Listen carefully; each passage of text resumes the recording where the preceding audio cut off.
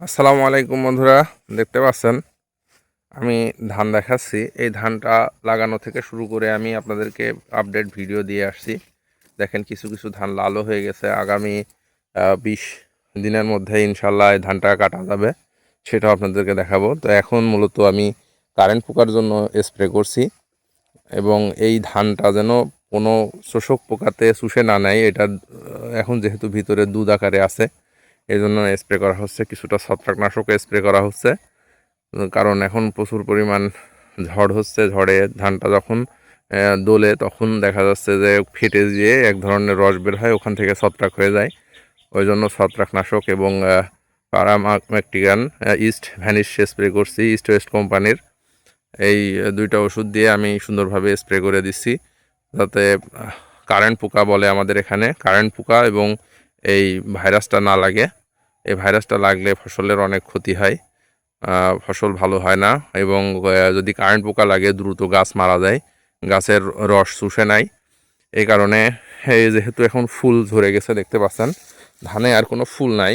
ফুল থাকা অবস্থায় ধানে স্প্রে করাটা উচিত না, এই কারণে আমি ফুল থাকা অবস্থায় স্প্রে করি নাই।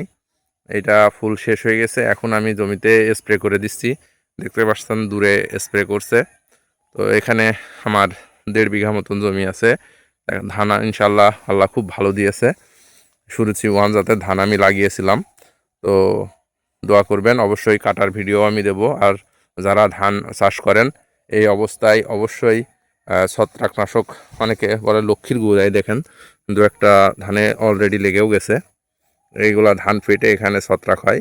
এটার জন্য অবশ্যই নাটিভো স্প্রে করবেন, অথবা যে কোনো ছত্রাকনাশক স্প্রে করে দেবেন, তাহলে এগুলা ইনশাল্লাহ ঠিক হয়ে যাবে। নিকটস্থ অবশ্যই যেসব ডিলার পয়েন্ট আছে যেখানে ওষুধ বিক্রি হয়, সেইখানে যায় এই সমস্যার কথাটা বলবেন। দেখতে পাচ্ছেন ধান ফেটে ওখানে ছত্রাক হয়ে গেছে। এইটা আরও বৃহৎ আকারে হবে ওষুধ যদি না দেওয়া হয়। হয়তো আমার একটু দেরি হয়ে গেছে ওষুধটা দিতে, আরও 4-5 দিন আগে দেওয়া উচিত ছিল। আপনারা নিকটস্থ ডিলারদের কাছে যায় বলবেন যে আমার ধানের এই সমস্যা, অবশ্যই তারা সঠিক পরামর্শটা দিয়ে দেবে। তাহলে আপনার ফসলের ক্ষতি থেকে অবশ্যই আপনি একটু হলেও মুক্তি পাবেন। তো আগুর ধানগুলোতে এটা বেশি হয়, কারণ এই ঝড়ে যখন ধানটা নরম থাকে, এটা ফেটে যায়। ফেটে যাওয়ার কারণে ওখান থেকে যে ধানের দুধটা বের হয়ে আসে, সেখানে কুয়াশা এবং বিভিন্ন রকম ধুলাবালি লেগে ওখান থেকে ছত্রাকের জন্ম নেয়। যে কোনো জায়গায় কেটে গেলে মানুষের যেমন কেটে যায়, কেটে যাওয়ার পরে সেখানে যদি যত্ন ঠিকমতো না করা হয়, তাহলে ওখানে পচন ধরে। এটা ধানেরও সেই ধরনের একটা রোগ। তো অবশ্যই আপনারা এই জিনিসটা লক্ষ্য রাখবেন।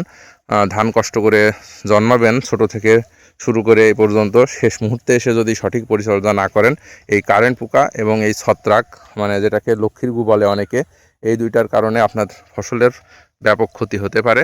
তাই উদারতভাবে বলবো, আপনারা চাষি যারা অবশ্যই সচেতন হবেন এবং মাঠে নিয়মিত পরিদর্শন করবেন।